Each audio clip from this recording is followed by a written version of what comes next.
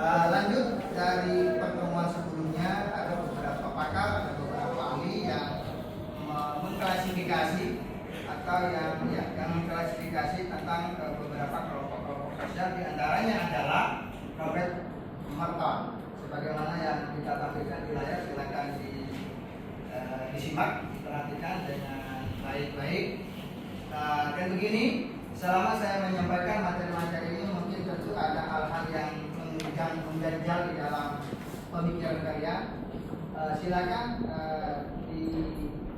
dipertanyakan, silakan didiskusikan, dan bisa jadi apa yang saya sampaikan itu tidak sesuai dengan pemikiran kalian, dan itu boleh kalian ini mengutarakan perbedaan yang ada pada kalian. Namun tentu tidak serta-merta kita berbeda, tetapi perbedaan itu harus ada rasionalisasi yang logis.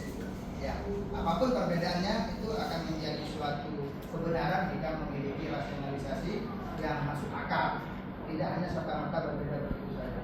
Oke, lanjut pada materi berikutnya. Menurut Robert Merton, bahwa kelompok sosial ini terbagi oleh dua kelompok. Yang pertama adalah disebut dengan membership group,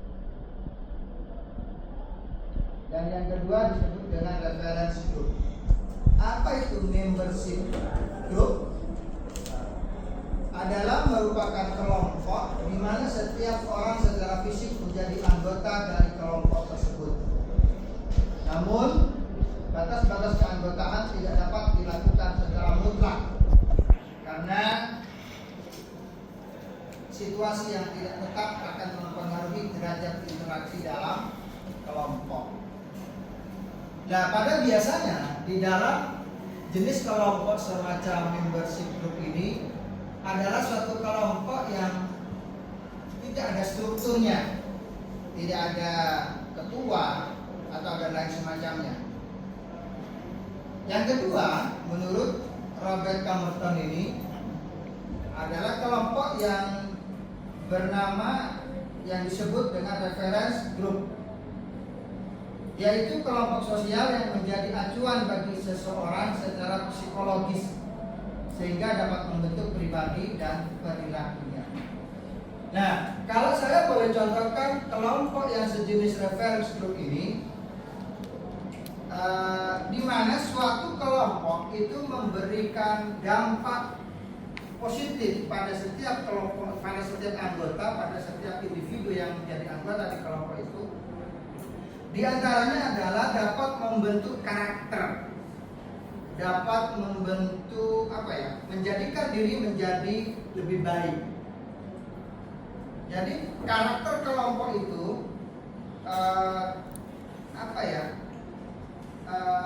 tercermin dari karakter individunya, dari karakter kelompoknya. Kalau kelompok sosial yang bernama reference group ini adalah kelompok yang bermoral, maka anggota-anggotanya itu secara umum itu punya moral baik. Kalau saya contohkan, mungkin kalau di sekolah itu Paskibraka, ya. Yang mana Paskibraka ini adalah suatu organisasi ekstra sekolah, atau istilah lainnya adalah kelompok di sekolah di luar dari kegiatan-kegiatan sekolah yang menjunjung yang namanya kedisiplinan, yang menerapkan yang namanya kedisiplinan, melatih anggota untuk menjadi pribadi yang disiplin. Dan pada faktanya, kenyataannya ternyata benar. Jadi Paskibraka ini anggotanya rata-rata memiliki mental yang kuat, mental yang bagus, kedisiplinan yang tinggi. Itu yang dimaksudkan dengan referensi group. Dan terus begitu juga referensi group ini menurut Robert Merton itu terbagi juga menjadi dua tipe. Tipe yang pertama adalah tipe normatif, dan yang tipe keduanya adalah tipe perbandingan. Tipe normatif di sini menentukan dasar-dasar bagi kepribadian seseorang. Tipe ini merupakan sumber nilai bagi individu, baik anggota maupun bukan anggota. Ya seperti tadi, sikap kita kebiasaan kita atau moral kita, attitude kita ini adalah merupakan cerminan dari kelompok yang menaungi kita. Kalau kelompoknya memang kelompok yang menjunjung tinggi kedisiplinan, anggotanya pasti memiliki kedisiplinan yang luar biasa. Terus yang kedua, tipe pembanding merupakan pegangan bagi individu dalam menilai kepribadiannya. Ya, kurang lebihnya sama. Ya, kurang lebihnya sama. Sampai di sini mungkin ada pertanyaan, silakan.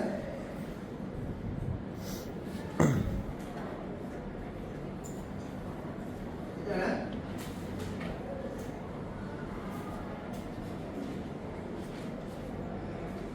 Kalau tidak ada pertanyaan, lanjut pada langkah berikutnya, yakni kelompok itu, kelompok sosial di sini juga terbagi dua, yakni kelompok formal dan kelompok informal. Kata formal terlebih dahulu. Ada yang paham formal itu apa? Halo? Mungkin Alim? Hah? Formal adalah kelompok yang memiliki tata. Ada peraturan. Ada peraturan. Yang lain? Kelompok profesional. Kelompok profesional. Itu dulu ya, kalau kelompok formal. Nanti informal setelah pembahasannya. Benar apa yang dikatakan kalian ini? Kesimpulannya adalah kelompok formal ini adalah kelompok yang memiliki aturan, sebagaimana yang disampaikan oleh Rizal, ya, memiliki aturan. Terus ada ketegasan di situ. Terus katanya Nabila ada profesionalitas di sana. Jadi kalau kita berbicara tentang profesionalitas itu pasti tentu mengenyampingkan yang namanya subjektivitas, ya, mengenyampingkan subjektivitas. Selama itu tidak objektif, ya, maka itu tidak dilakukan di dalam suatu kelompok yang formal. Dan kelompok ini juga sengaja diciptakan. Jadi kelompok formal ini itu lahir tidak kucuk-kucuk serta-merta terbentuk begitu saja. Jadi kelompok formal ini lahir dari adanya kesengajaan.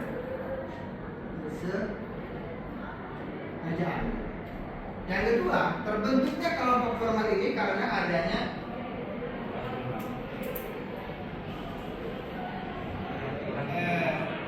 tujuan.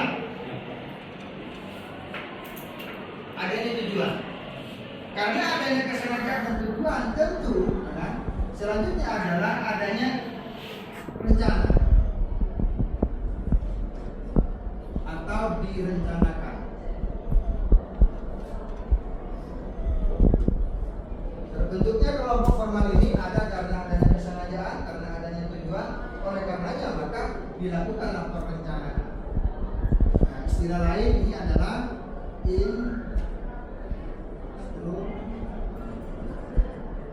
mungkin pernah dibahas sebelumnya. Instrumental adalah suatu tindakan atau langkah yang sengaja dengan sadar dilakukan untuk mencapai tujuan. Itu instrumental namanya. Jadi kelompok formal ini adalah ya melalui proses-proses instrumental. Kesimpulan dari yang 3 poin ini. Yang kedua adalah kelompok informal.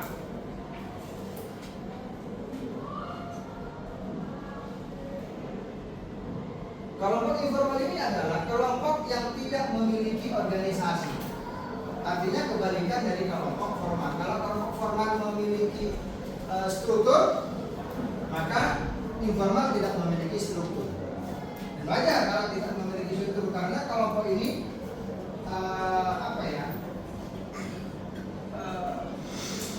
terbentuknya itu lebih cenderung kepada spontanitas saja. Ngumpul-ngumpul aja, berawal dari seringnya ketemu, berawal dari seringnya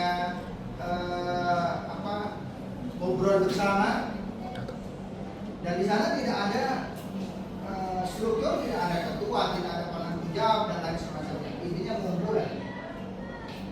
Kelompok informal umumnya terbentuk atas dasar seringnya pertemuan. Nah ini karena sering bertemu biasanya itu terjadi di tempat-tempat nongkrongan. Karena saya dulu biasa nongkrong itu ya, awalnya yang nongkrong hanya bertiga, terus tahu-tahu ada yang nimbrung berempat terus, dan kita sama-sama tahu kalau di tempat ini adalah sering ditempati tongkrongan oleh si ini dan si itu. Akhirnya itu menjadi kebiasaan. Setiap jam sekian mereka itu ngumpul di situ.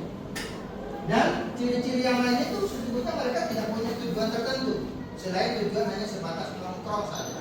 Berbeda dengan formal. Kalau formal ini ya karena tadi itu, karena adanya kesengajaan, karena adanya kesadaran, karena adanya tujuan, sehingga lebih sistematis di dalam berkumpulnya itu. Tapi kalau ini enggak, tidak ada aturan, tidak ada paku, pokoknya kumpul aja, hanya sebatas ngobrol-ngobrol yang luas-luas saja. Terbentuk atas dasar seringnya pertemuan di antara anggota kelompok yang memiliki pengalaman dan kepentingan yang sama. Ya, kepentingannya apa? Mereka ngobrol-ngobrol di situ. Contohnya adalah kelompok kecil di antara kelompok besar. Jadi di dalam kelompok itu, di dalam kelompok formal misalkan begitu ya. Biasanya kalau kita kumpul-kumpul pas bubar dari acara-acara yang resmi begitu kan, dia nongkrong di mana? Sesuai dengan apa ya? Kesukaannya, sesuai dengan hobinya, sesuai dengan keremutan hatinya lah, kira-kira seperti itu. Inilah perbedaan antara kelompok formal dengan kelompok informal. Ini ada yang mendengar di sini. Lanjut, ada pertanyaan? Silakan. Terkait dengan antara kelompok formal dengan kelompok informal. Jadi contohnya kelompok formal seperti suatu kelas juga. Jadi kalau misalnya informal adalah suatu contohnya circle teman. Berarti yang belum persahabatan ya Pak? Ya, nah di kelas ini adalah merupakan salah satu contoh kelompok formal. Kenapa saya katakan seperti itu? Di kelas ini ada apa ya? Kelompok ini terbentuk itu tidak serta-merta terbentuk begitu saja. Tetapi terbentuknya kelas ini adanya perencanaan yang matang oleh pihak sekolah. Jadi komposisi kalian yang ada di sini ini adalah merupakan komposisi yang tercampur dengan secara kesengajaan yang dilakukan oleh manajemen sekolah. Nah, karena kenapa? Karena sekolah punya tujuan tertentu. Nah, masuk sudah kriterianya yang tadi punya tujuan. Setibanya ini sudah menjadi satu kelompok. Di sini kan ada namanya wali kelas, ada namanya ketua kelas, ada namanya sekretaris, bendahara dan anggota-anggota yang lain. Itu namanya struktur. Dan melihat dari kriteria itu atau dari tanda-tanda itu, jadi sangat tepat kalau kelas di sini ini dimasukkan dalam kategori kelompok formal. Mungkin ada yang memberikan tambahan, silakan. Atau mungkin ada yang berbeda pendapat dengan pendapat saya.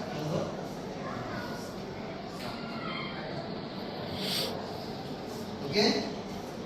Yang informal ada yang mau nanya? Siapa ini? Salahnya jaga Ganiza, oke. It's time to begin the front lesson.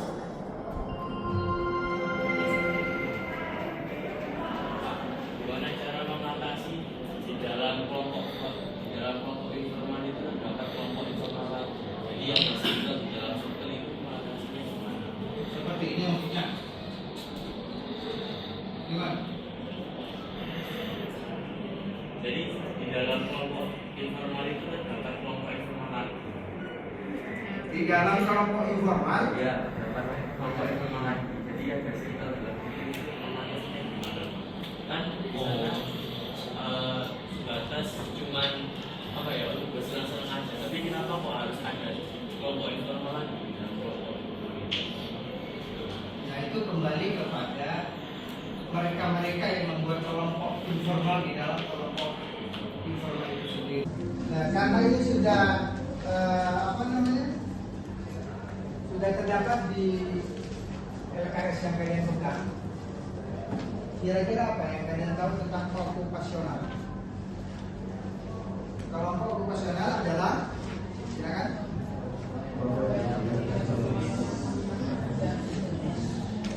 Ada yang bisa memberikan contoh? Contohnya apa? Kerja di pabrik. Biasanya di sana itu ada pekerjaan yang dilakukan secara sendiri. Contoh ada 10 orang buat packing barang itu. Semua orang itu merupakan salah satu kelompok operasional buat itu barangnya. Terus ada 20 orang lagi misal buat produksi jahit, misal jahit kaos, disitulah kelompok okupasional gitu. Pabrik. Kalau menurut saya. Oke, yang lain? Kalau di dalam catatan saya, kelompok okupasional itu adalah kelompok apa ya? Yang profesi yang profesional. Profesi yang profesional. Dan keberadaannya ini, kelompok-kelompok yang profesional ini, keberadaannya itu bukan hanya diakui, bukan hanya dibenarkan keberadaannya,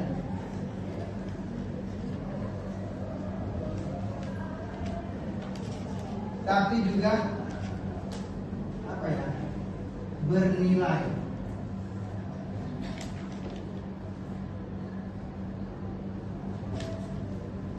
Bernilai tinggi. Terus apa ya? Prestisius itu tulisannya gimana? Prestisius.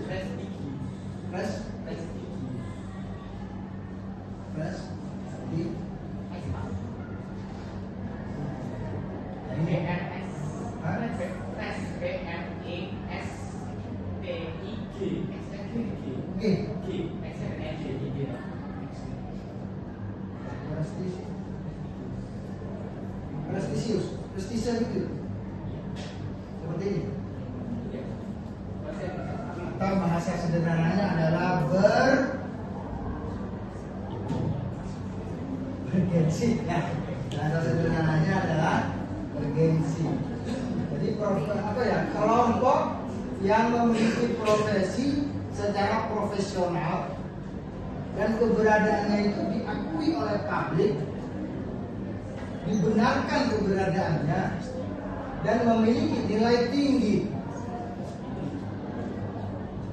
diperhitungkan, terus memiliki nilai prestisius yang cukup tinggi atau bergensi. Nah, kalau saya contohkan di sini, PGRI, Ikatan Dokter apalagi ya, Persatuan Advokat Indonesia dan lain-lain.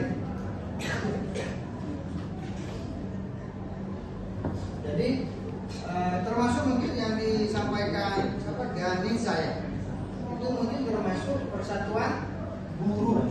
Kan Persatuan Buruh kan macam-macam tuh. Anggaplah saya sebut Persatuan Buruh Indonesia, apapun namanya, karena Persatuan Buruh Indonesia ini banyak sekali. Dan kemudian kami singkat di sini PBI, Persatuan Buruh Indonesia. Ini adalah masuk dalam kategori kelompok okupasional. Di sini adalah kelompok-kelompok orang yang profesional di pabrik, di perusahaan, profesional, terlatih. Profesional ini terlatih, termasuk pabrik rokok, termasuk konveksi yang bikin baju dan lain semacamnya, obat, terus jamu tradisional, semua pokoknya ya. Kalau nggak ada profesi apa ya, kalau nggak ada skill, nggak ada keahlian, itu nggak bakalan masuk dalam kelompok-kelompok yang ada di sini. Yang dikenal dengan namanya kelompok okupasional. Oke, sudah? Saya hapus. Yang berikutnya adalah kelompok volunteer. Apa perbedaan kelompok volunteer dengan okupasional? Nah, ini kelompok okupasional ini adalah suatu kelompok yang diciptakan, disengaja,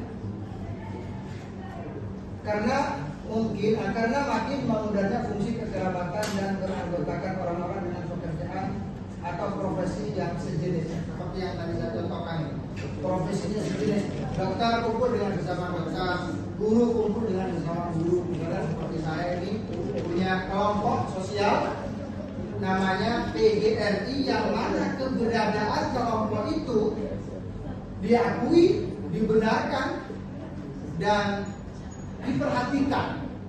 Terutama yang memperhatikan kelompok-kelompok ini adalah pemerintah. Sebagai bentuk perhatiannya apa? Ya, caranya adalah gaji. Jadi saya ini berdiri di sini ini, ya, karena sebagai profesinya sebagai guru yang profesional, dan itu diakui oleh negara. Dari mana buktinya kalau guru itu diakui oleh negara? Terutama sekarang ada yang namanya guru sertifikasi. Jadi guru yang sertifikasi model seperti saya ini misalkan, ini saya punya sertifikat. Yang mengeluarkan sertifikat itu adalah negara. Ini adalah satu bentuk bahwa profesi atau kelompok okupasional yang seperti guru ini adalah kelompok yang menjadi perhatian oleh pihak-pihak lain, menjadi perhatian oleh negara.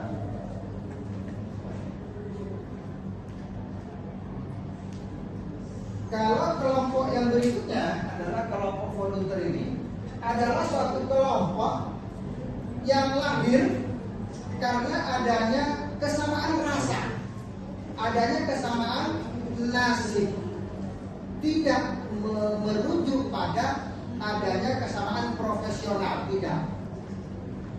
Profesi juga iya, tetapi tidak menjadi rujukannya bukan pada profesionalitas kerja, bukan pada profesionalitas profesinya. Tapi kalau ini yang menjadi rujukan adalah profesionalitas dari profesi. Kalau guru, ya kan, kalau dia profesinya sebagai guru, dia nggak bisa menjadi dokter, kan begitu. Kalau dokter, kalau profesinya dokter, dia nggak bisa masuk pada kelompok peradi. Begitu juga peradi. Peradi yang profesional disuruh nyontek nggak bakal bisa. Peradi yang profesional juga kalau disuruh ngajar, ya bisa ngajarnya, tetapi tidak profesional. Karena memang lain circle-nya. Nah, yang kelompok ini adalah kelompok volunteer, ini adalah kelompok adanya kesamaan rasa. Kalau saya contohkan adalah kelompok pemulung, misalnya, mohon maaf ini contoh. Nah, kelompok pemulung ini, pemulung adalah sebuah profesi, tetapi tidak memerlukan profesionalitas. Karena ini adalah kelompok profesi yang tidak memerlukan profesionalitas, maka kurang kebalikan dari yang tadi. Jadi tidak terlalu mendapatkan perhatian. Ada nggak di sini? Nah ini tidak mendapatkan perhatian dari masyarakat, termasuk dari pemerintah. Kalau yang okupasional tadi itu, orang yang berprofesi sebagai okupasional itu, makan tidak makannya itu ketergantungan kepada pemerhati, yang dalam hal ini adalah negara. Secara umum seperti itu, secara umum ya. Terus kalau yang ini tidak ada perhatian khusus dari pemerintah. Kalau dia nggak kerja, ya nggak dapat dia. Ya kan dia libur, ya selama dia libur dia nggak dapat. Berarti dia makan dari hasil sebelumnya. Tapi kalau yang profesionalitasnya berdasarkan pada okupasional ini, pada saat dia nggak kerja, mungkin karena libur, mungkin karena cuti, dia tetap mendapatkan pemasukan. Pemasukan inilah sebagai bentuk perhatian masyarakat atau perhatian publik atau perhatian pemerintah. Tapi kalau ini tidak, inilah perbedaan antara volunteer dengan okupasional. Gitu loh.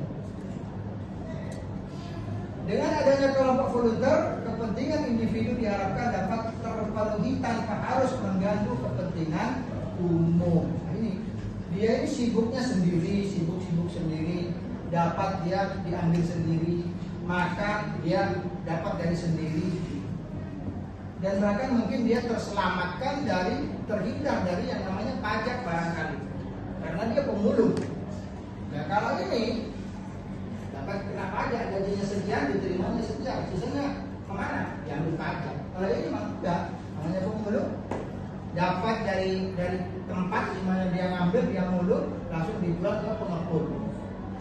Di sana nggak ada pajak, nggak ada apa di situ. Mungkin kalaupun dapat pajak, walaupun dikenai pajak, mungkin ya si bos pengepulnya itu.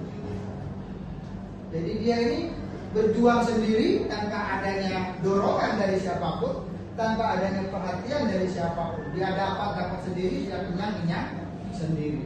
Itulah kelompok-kelompok seperti itu. Oleh karenanya dia ini berpikir, kalau bukan saya, siapa lagi yang memperhatikan saya? Kalau bukan kita, siapa lagi yang akan peduli dengan kita? Oleh karenanya dia ini membuat semacam paguyuban, ya, kelompok sosial yang mana isinya di dalamnya itu adalah orang-orang yang memiliki profesi yang sama, yakni sama-sama pemulung, misalkan seperti itu. Tapi fakta sosial di lapangan, pekerja pemulung seperti ini tidak sedikit yang pendapatannya jauh lebih tinggi daripada. Contoh, saya orang Madura. Orang Madura banyak sekali yang menjadi pengepul. Ya enggak? Besi tua, ya enggak? Terus kardus-kardus itu semuanya itu kerjanya orang-orang Madura seperti itu. Ya dari segi penampilan aja seperti itu.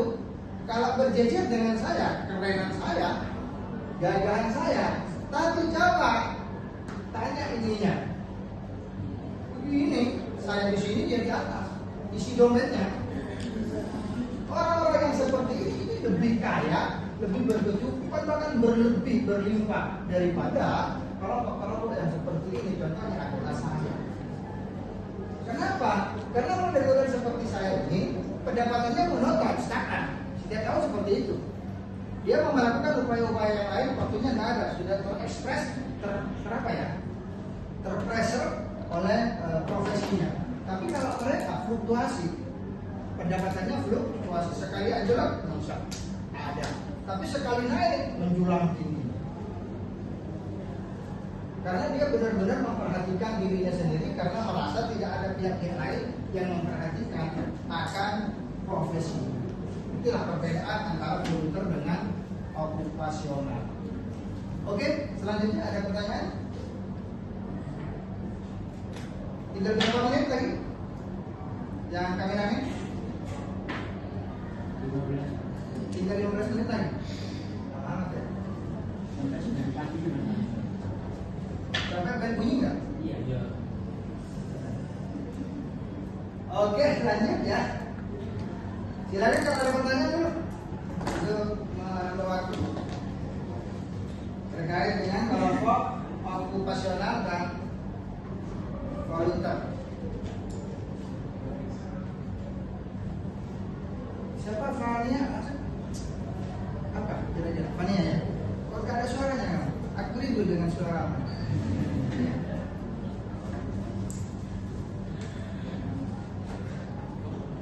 Rizal, mana Rizal? Rizal ini selalu ada. Sudah paham. Yakin paham? Iya. Yakin paham? Oke, karena Rizal bilang paham, saya coba tanya ya, Rizal ya. Rizal, siap saya tanya. Waktu lama amat ya. Rizal, bisa nggak Rizal menjelaskan kembali pengertian apa materi yang sebelumnya tadi? Ya, kelompok sosial formal dan informal. Oke, untuk kelompok formal itu suatu kelompok yang biasanya itu mempunyai peraturan yang tegas, memang sengaja dibentuk untuk mengatur hubungan antara anggotanya. Ada struktur, ada pembagian peran yang jelas, lalu ada hubungan secara hierarki. Itu contohnya yaitu pendidikan yang disebutkan Bapak tadi. Nah, yaitu ada tujuan dan kesadaran. Yang kedua yaitu kelompok informal atau contohnya itu hubungan persahabatan. Itu kan tidak memiliki organisasi, nggak ada struktur yang jelas dan terjadi secara berulang, Pak. Sudah Itu yang formal. informal. Terus yang informal? Tadi informal, Pak. Ada yang lain mungkin yang mau menambahkan? Ganesha? Menurut Ganesha, informal dan formal itu gimana? Kalau menurut saya Pengertiannya? kalau menurut saya formal itu lebih tertata, alias mereka lebih jelas. Sedangkan kalau informal itu biasanya mereka memiliki kesamaan, alias tidak ada begini, tidak ada tidak, alias mereka semua sama. Jadi tidak ada jabatan apapun. Itu yang Informal. informal. Contohnya apa ya? Kelompok sosial yang seperti itu? Kalau contohnya dari saya sendiri ya, formal sendiri itu contohnya kerja kantoran seperti startup, PNS. Nah, terus kelompok informal sendiri biasanya komunitas skill ini Pak bagi saya, seperti komunitas FL, FF gitu. Ada yang lain mau menambahkan? Bangku barisan sana kok sepertinya belum ada pilihan-pilihan tanda-tanda kehidupan. Gimana? Satu kali aja.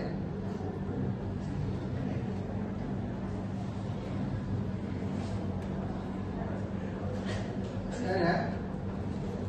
Oke, lanjut.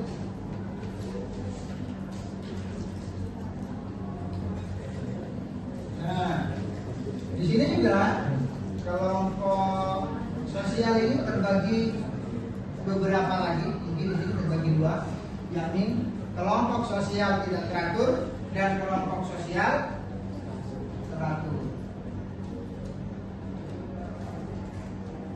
Oh, bukan, ternyata bukan. Kelompok sosial tidak teratur dan perilaku kolektif. Nah, kelompok sosial tidak teratur di sini adalah kerumunan dan publik termasuk dalam kelompok sosial tidak teratur. Contohnya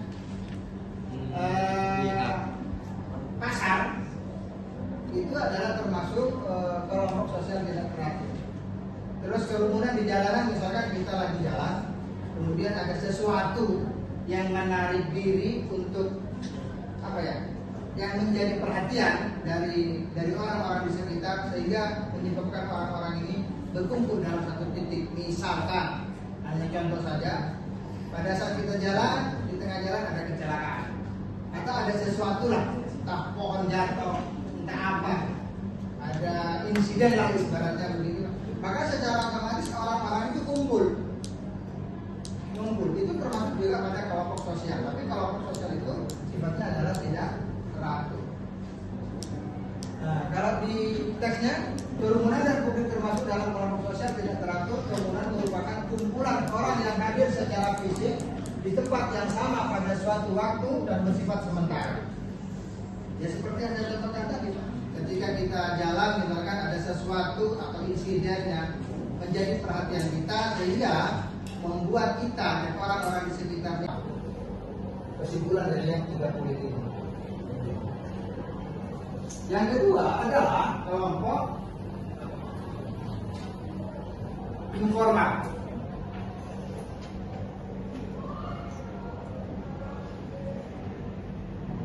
Kelompok informal ini adalah kelompok yang tidak memiliki organisasi. Artinya kebalikan dari kelompok formal. Kalau kelompok formal memiliki struktur, maka informal tidak memiliki struktur. Dan wajar kalau tidak memiliki struktur karena kelompok ini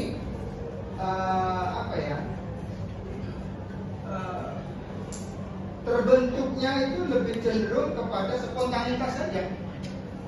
Ngumpul-ngumpul aja, berawal dari seringnya ketemu, berawal dari seringnya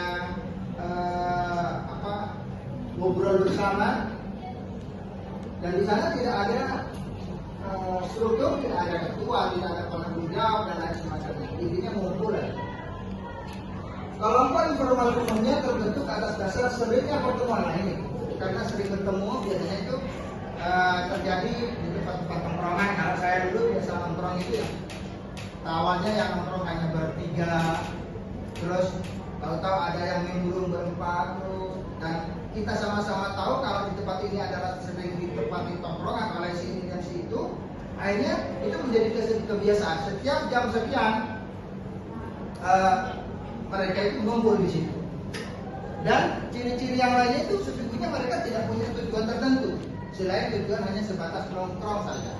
Berbeda dengan formal. Kalau formal ini ya karena tadi itu, karena adanya kesengajaan, karena adanya kesadaran, karena adanya tujuan, sehingga lebih sistematis di dalam berkumpulnya. Tapi kalau ini enggak, tidak ada aturan, tidak ada paku, kita pokoknya mengumpul aja.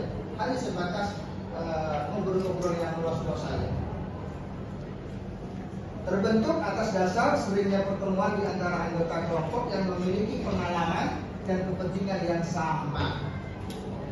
Ya, kepentingannya apa? Mereka ngobrol-ngobrol di situ. Contohnya adalah kelompok kecil di antara kelompok besar. Jadi di dalam kelompok itu, di dalam kelompok formal misalkan begitu ya. Biasanya kalau kita kumpul-kumpul pas bubar dari acara-acara yang resmi begitu kan, dia nongkrong di mana sesuai dengan kesukaannya, sesuai dengan hobinya, sesuai dengan keremutan hatinya lah, kira-kira seperti itu. Inilah perbedaan antara kelompok formal dengan kelompok informal. Mungkin ada yang lebih apa di situ? Lanjut, ada pertanyaan? Silakan. Terkait dengan antara kelompok formal dengan kelompok informal. Jadi contohnya kelompok formal itu seperti suatu kelas ya. Jadi kalau misalnya informal adalah suatu contohnya circle teman. Artinya hubungan persahabatan ya Pak. Ya, nah di kelas ini adalah merupakan salah satu contoh kelompok formal. Nah, kenapa saya katakan seperti itu? Di kelas ini ada kelompok ini terbentuk itu tidak serta-merta terbentuk begitu saja. Tetapi terbentuknya kelas ini adanya perencanaan yang matang oleh pihak sekolah. Jadi komposisi kalian yang ada di sini ini adalah merupakan komposisi yang tercampur secara kesengajaan yang dilakukan oleh manajemen sekolah. Nah, karena kenapa? Karena sekolah punya tujuan tertentu. Nah, masuk sudah kriterianya yang tadi, punya tujuan. Setibanya ini sudah menjadi satu kelompok. Di sini kan ada namanya wali kelas, ada namanya ketua kelas, ada namanya sekretaris, bendahara, dan anggota-anggota yang lainnya. Itu namanya struktur. Yang melihat dari kriteria itu atau dari tanda-tanda itu, jadi sangatlah tepat kalau kelas di sini ini dimasukkan dalam kategori kelompok formal. Mungkin ada yang memberikan tambahan, silakan. Atau mungkin ada yang berbeda pendapat dengan pendapat saya.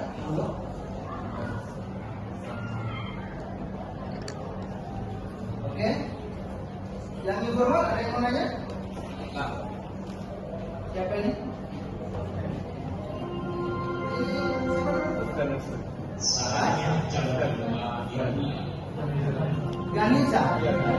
Ganisa, oke. It's time to begin the report.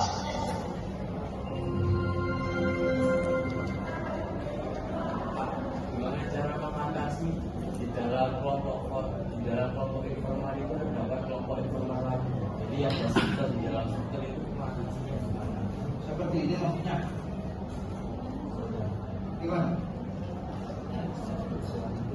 Jadi di dalam kelompok informal itu terdapat kelompok informal lagi. Di dalam kelompok informal, Ya, kelompok informal. Jadi ada circle dalam analisis gimana? Kan di sana batas cuman apa ya untuk bersenang-senang aja. Tapi kenapa kok harus ada kelompok informal? ya itu kembali kepada mereka-mereka yang membuat kelompok informal di dalam kelompok informal itu sendiri. Nah, kalau kelompok formal, di dalam kelompok formal ada kelompok kecil-kecil itu, saya rasa saya nyampe gitu. Tapi kalau di dalam kelompok informal ada kelompok lagi, ya itu karena mungkin di dalam kelompok yang tadi itu ada semacam apa ya? Kalau kita kembali kepada proses terbentuknya kelompok sosial itu apa aja? Yang ada lima ada yang paham? Ada apa pertama? Forming, storming, ya. Jadi mungkin itu masih ada di tahap yang kedua apa ya? Norming. Jadi terjadinya kelompok kecil, ya. Di dalam kelompok besar itu berarti kelompok besar ini masih ada di dalam tahap norming ya. Yang kedua norming ya. Hah? Nah, solusinya apa storming ya? Storming.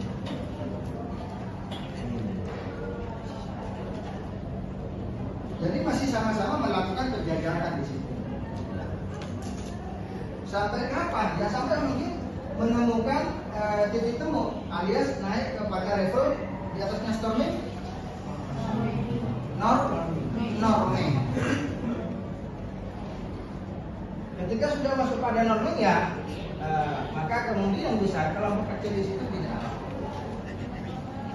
Kelompok kecil terbentuk karena adanya proses storming menuju ke norming. Mungkin ada yang punya pendapat berbeda, monggo silakan.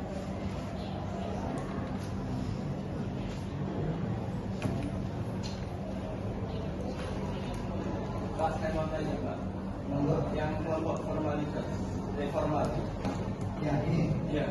Nah, di setiap kelompok itu kan pasti anggotanya itu pasti pernah melakukan kesalahan. Nah, ketika ada salah satu anggota yang melakukan kesalahan, itu kan leadernya biasanya akan menegur. Nah, biasanya ketika seorang leader menegur itu pasti ya dilandasi dengan rasa kecewa, rasa marah, sehingga Yang kecewa siapa? leadernya.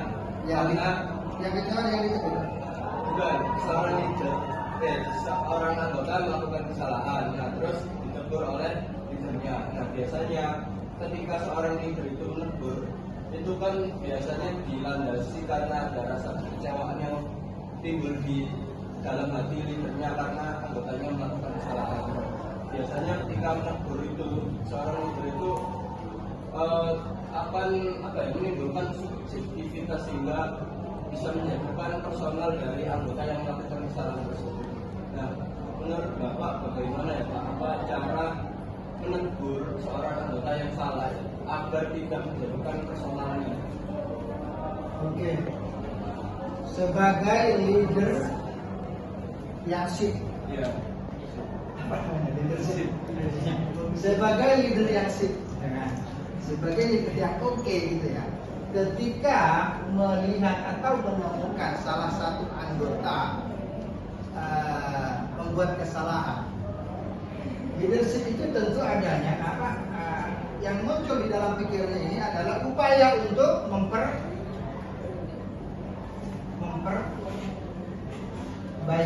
Nah, cara yang tepat bagi seorang leader kalau niatnya untuk memperbaiki adalah dipanggil itu anggota, dimintai pertanggungjawaban dari apa yang dia lakukan, atau diminta untuk klarifikasi apa yang telah dia lakukan, terus ditanya tujuannya apa, maksudnya apa. Itu ditegur secara personal, ditegur secara pribadi, karena kita secara keseluruhan kan kita tidak tahu sebenarnya anggota ini melakukan pelanggaran ini apa. Kalau langsung saya tegur di depan umum, depan anggota-anggota yang lain, sedangkan saya tidak mengetahui persis yang melatar belakangi satu anggota ini melakukan pelanggaran itu yang justru menimbulkan masalah baru, menimbulkan kekecewaan baru dari pihak yang ditegur. Siapa tahu dia melakukan sesuatu ini ada maksud dan tujuan tertentu yang belum saya pahami. Secara kacamata saya ini adalah sebuah tindakan yang salah, tetapi di balik kesalahan yang dia lakukan kita tidak tahu. Kalau langsung saya lakukan teguran secara umum, mungkin dia nanti malu atau bagaimana, malah justru menimbulkan masalah baru. Maka yang terbaik adalah bagi leader yang itu tentunya memanggil anggota yang salah itu, ditanya masalahnya apa, kenapa mengeluarkan atau melakukan hal-hal yang dianggap melanggar dari kesepakatan organisasi. Saya rasa seperti itu. Nanti dicarikan jalan solusi.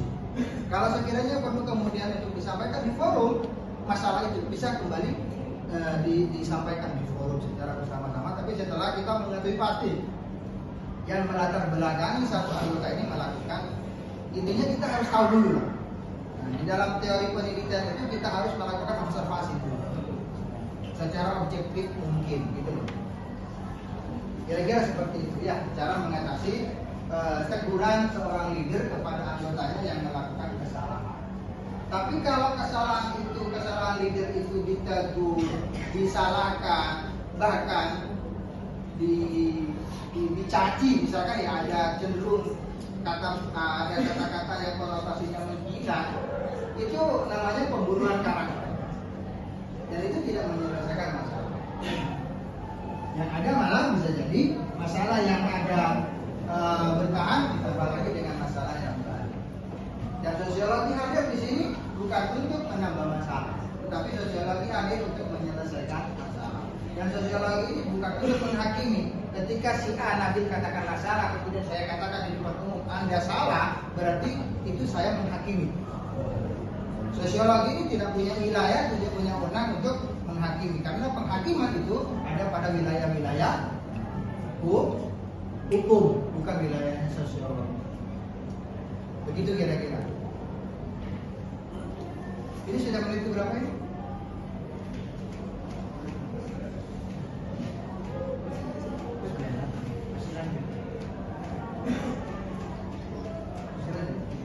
Kemudian kalau menit ini selesai kita kembali normal. Masih belum. Ya. Oke, silakan kalau ada tanggapan atau pertanyaan baru, monggo. Mungkin yang lain punya pendapat yang berbeda ketika ada anggota melakukan, katakanlah nggak usah jauh-jauh. Ini kan sudah masuk dalam contoh kelompok formal, ya. Bagaimana seandainya ada salah satu siswa teman kalian ini yang melakukan suatu kegiatan yang yang cenderung melanggar tata tertib belajar, tata tertib kelas, kira-kira bagaimana sebagai ketua? Ketuanya kebetulan di sini Excel. Gimana kira-kira sebagai ketua untuk memberikan teguran yang baik bagi anggota yang bersangkutan? Kira-kira bagaimana menurut kalian?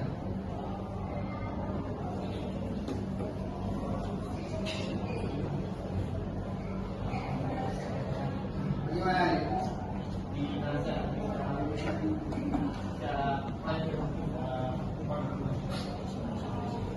Dinasihati secara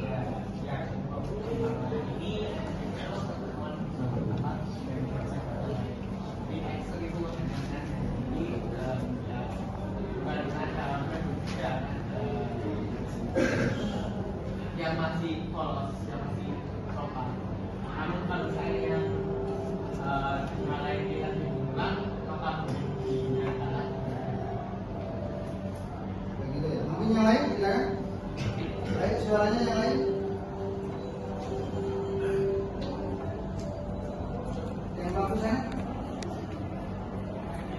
Ya ada. Oke, lanjut.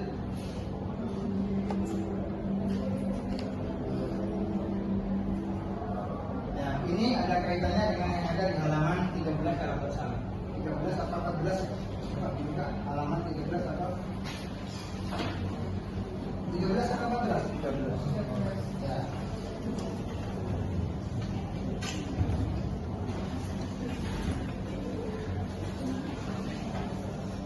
Silakan bersama-sama kita buka di halaman 13.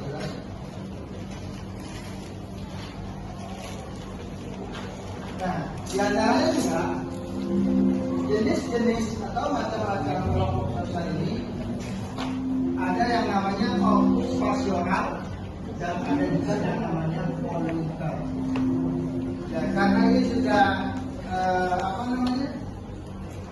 sudah terdapat di LKS yang kalian pegang. Kira-kira apa yang kalian tahu tentang okupasional? Kelompok okupasional adalah, silakan.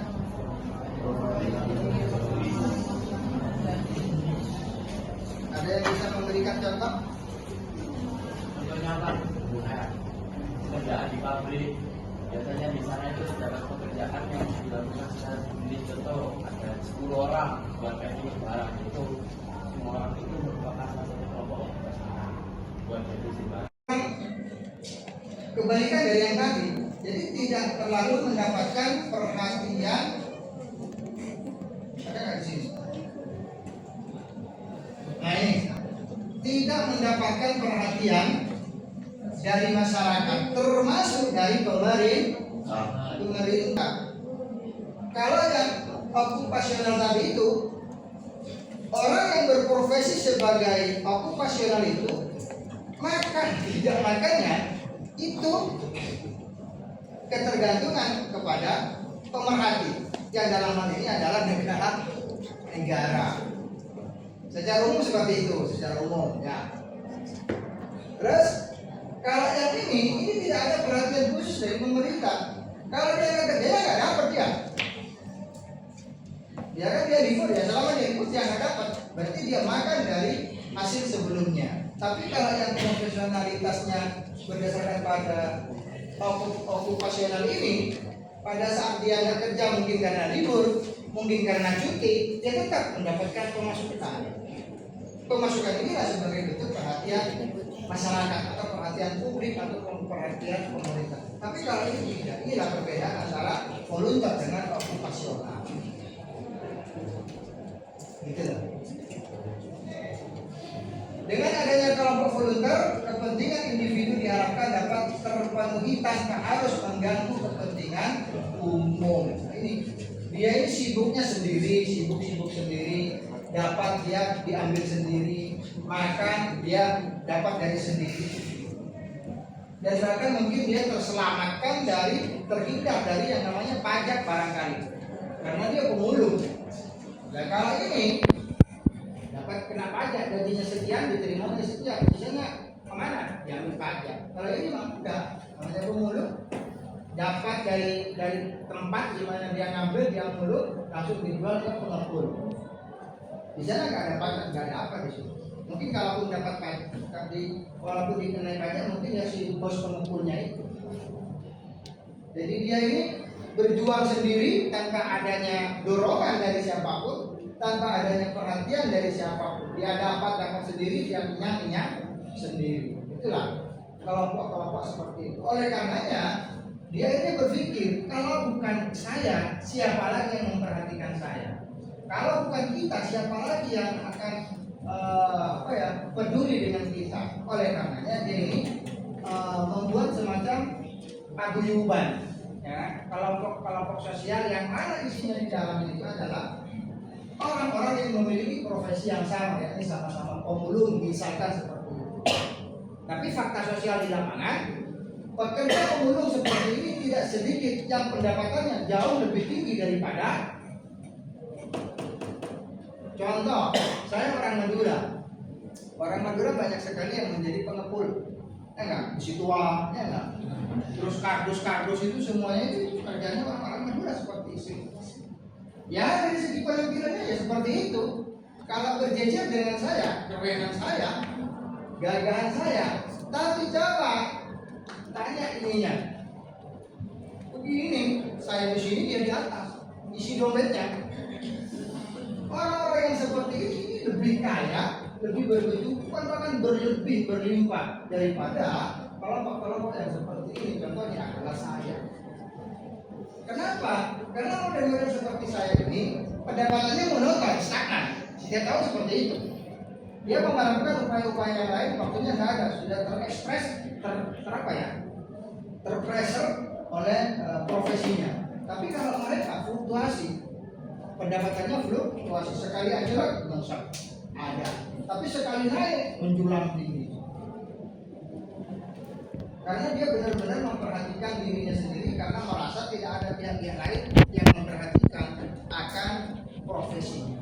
Inilah perbedaan antara volunteer dengan okupasional. Oke, selanjutnya ada pertanyaan? Tinggal 5 menit lagi. Yang kameramen? 15 Pak. Tinggal 15 menit lagi. Lama ya? Sampai 9.45 soalnya Pak. Sampai bel bunyi nggak? Iya. Oke, lanjut ya. Silakan kalau ada pertanyaan dulu untuk menambah waktu terkait dengan kelompok okupasional dan volunteer. Siapa Fania? Apa? Kira-kira Fania ya? Kok nggak ada suaranya kamu? Aku rindu dengan suara.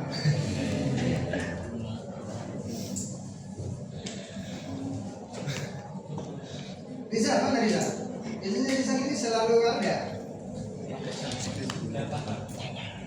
Yakin paham? Yakin paham? Oke, karena Rizal bilang paham, saya coba tanya ya Rizal ya. Rizal, siap saya tanya. Waktu lama amat ya. Rizal, bisa nggak Rizal menjelaskan kembali pengertian apa materi yang sebelumnya tadi? Formal dan informal. Ya. Kelompok sosial formal dan informal.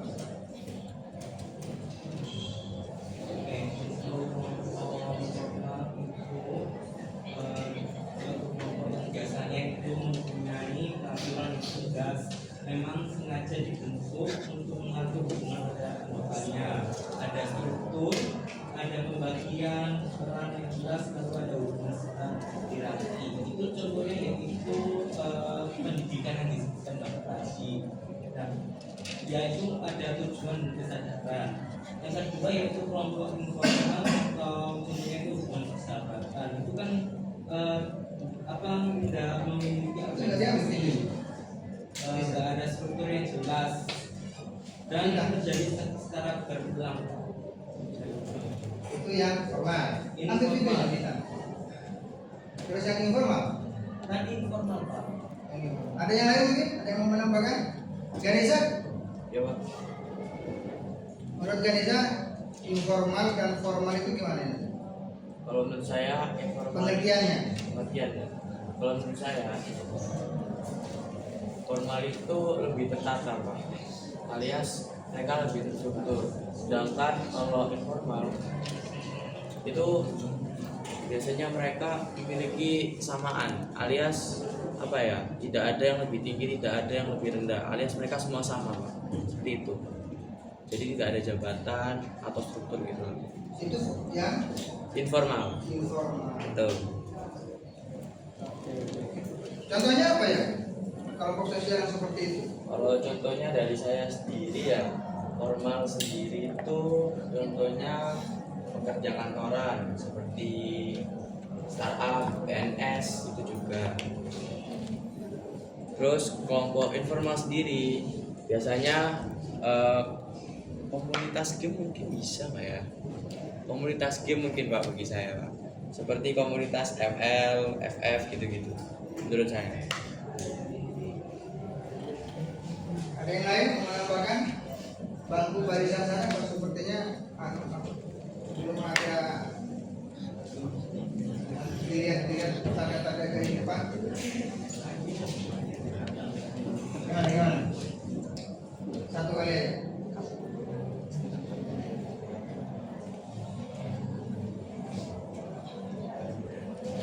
Sudah ada? Oke, lanjut. Sudah ada? Oke, lanjut.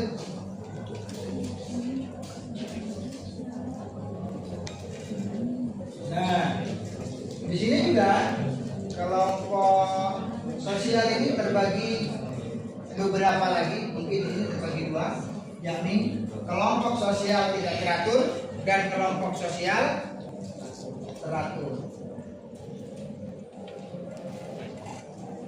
Oh, bukan. Ternyata bukan. Kelompok sosial tidak teratur dan perilaku kolektif.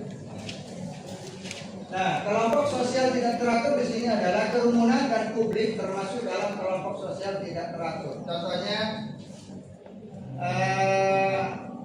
pasar itu adalah termasuk kelompok sosial tidak teratur. Terus kerumunan di jalanan, misalkan kita lagi jalan, kemudian ada sesuatu yang menarik diri untuk apa ya? Yang menjadi perhatian dari orang-orang di sekitar sehingga menyebabkan orang-orang ini berkumpul dalam satu titik. Misalkan, hanya contoh saja, pada saat kita jalan, di tengah jalan ada kecelakaan atau ada sesuatu lah, entah pohon jatuh, entah apa, ada insiden lah ibaratnya begitu. Maka secara otomatis orang-orang itu kumpul. Itu termasuk juga pada kelompok sosial. Tapi kelompok sosial itu sifatnya adalah tidak teratur. Nah, kalau di teksnya, kerumunan dan publik termasuk dalam kelompok sosial tidak teratur. Kerumunan merupakan kumpulan orang yang hadir secara fisik di tempat yang sama pada suatu waktu dan bersifat sementara. Ya seperti yang saya contohkan tadi, ketika kita jalan misalkan ada sesuatu atau insiden yang menjadi perhatian kita sehingga membuat kita dan orang-orang di sekitarnya ini menuju pada titik kejadian secara bersama-sama berkumpul di sana, tetapi sifatnya sementara karena dengan selesainya masalah yang kita temukan di jalan, katakanlah pohon tumbang atau orang kecelakaan, ketika pohon tumbang itu sudah diselesaikan oleh pihak lingkungan hidup, ketika kecelakaan sudah disikapi, ditindaklanjuti oleh pihak kepolisian, maka kerumunan tadi itu pasti dengan sendirinya akan bubar.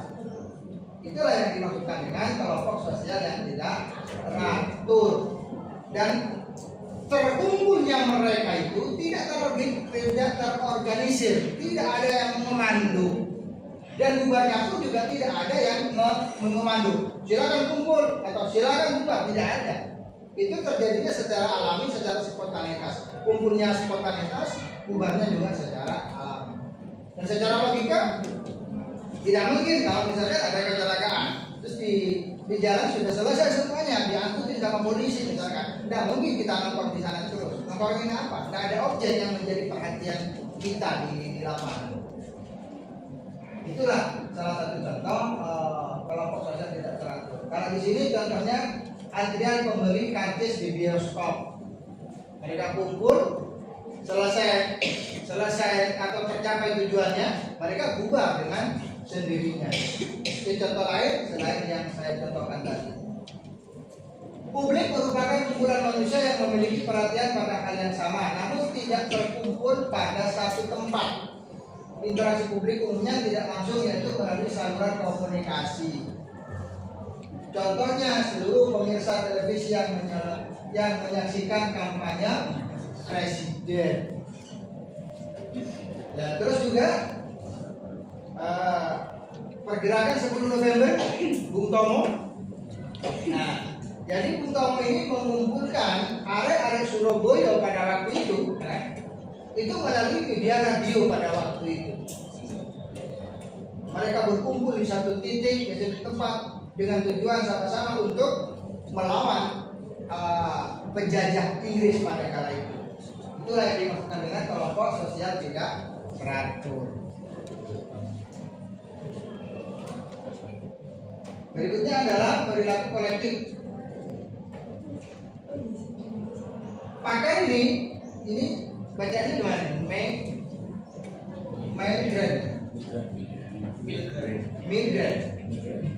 Migran menyebutkan bahwa perilaku kolektif adalah perilaku yang lahir secara spontan,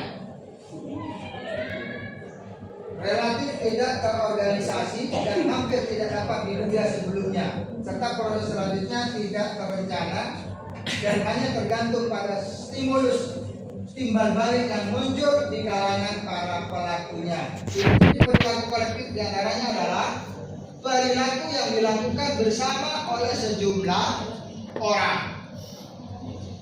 Perilaku yang dilakukan bersama oleh sejumlah orang. Yang kedua, perilaku yang bersifat spontanitas dan tidak terstruktur. Yang ketiga, perilaku yang merupakan tanggapan terhadap rangsangan tertentu. Yang keempat, bersifat insidental atau tidak bersifat rutin. Insidental ini apa ya? Tentatif lah mungkin ya, relatif. Insidental ini sewaktu-waktu. Jadi kelompok terjadi itu sewaktu-waktu. Misalkan kayak kemarin habis Agustusan ada sekolah atau kantor atau RT atau RW atau kelurahan itu mengadakan suatu kegiatan dalam rangka memeriahkan hari kemerdekaan Republik Indonesia. Kayak kemarin kita melakukan acara apa itu, acara Agustusan, itu termasuk adalah suatu pertemuan yang sifatnya insidental, seperti yang apa tadi kemarin yang tanggal yang hari Minggu itu. Buat RI. Bendera yang panjang itu apa namanya? Apa istilahnya? Pembentangan ya. Saya mau nyebut itu susah amat. Jadi acara pembentangan bendera merah putih dalam rangka untuk mengejar pemecah rekor muri. Itu adalah juga suatu tindakan atau suatu acara, suatu momen yang sifatnya insidental karena tidak apa ya, tidak terencana sebelumnya. Tahun-tahun sebelumnya tidak terencana, itu spontan. Ada ide dalam waktu singkat, dalam waktu dekat langsung direalisasikan. Yang kedua, dia tidak dilakukan secara rutin setiap tahun. Itu yang dimaksudkan dengan perilaku kolektif yang sifatnya itu insidental. Ada pertanyaan?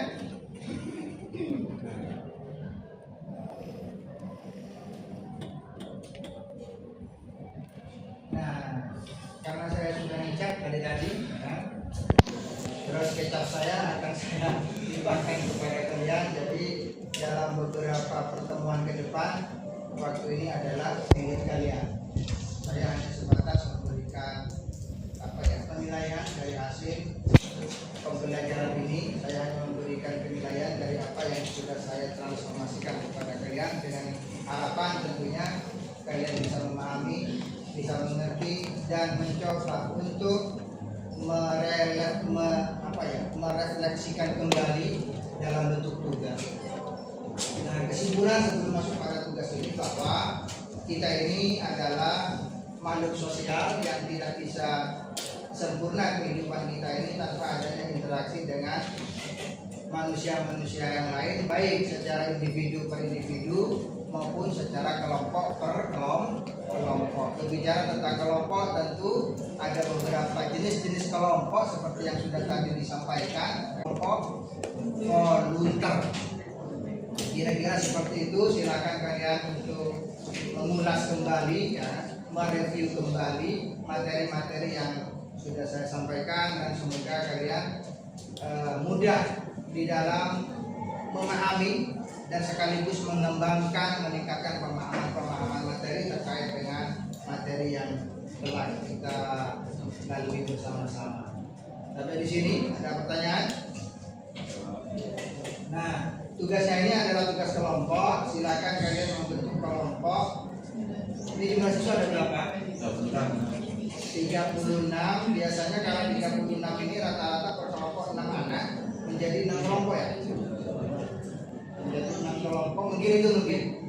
Cuman yang saya harapkan di sini, silakan kalian membuat kelompok dengan memperhatikan heterogenitasnya, karena sosiologi ini adalah mengenalkan tentang kemajumukan, tentang warna-warni isi kehidupan. Maka kita coba mengaplikasikan dalam tugas kelompok ini, sehingga dalam setiap kelompok itu tidak didominasi oleh golongan-golongan atau karakter-karakter tertentu. dalam satu kelompok ini mencerminkan heterogenitas bangsa Indonesia. Bisa dimengerti ya? Nah, nanti tugasnya seperti apa? Saya akan kirimkan di grup sosiologinya seperti apa nanti. Yang penting sekarang silakan kalian bentuk kelompok, dan harapan saya juga kelompok yang sekarang ini sebisanya berbeda dengan kelompok yang sebelumnya. Kalian kan sebelumnya sudah punya kelompok. Harapan saya bubarkan itu kelompok, kita bentuk kelompok yang baru. Paham ya? Sampai di sini kurang lebihnya mohon maaf. Saya akhiri. Assalamualaikum.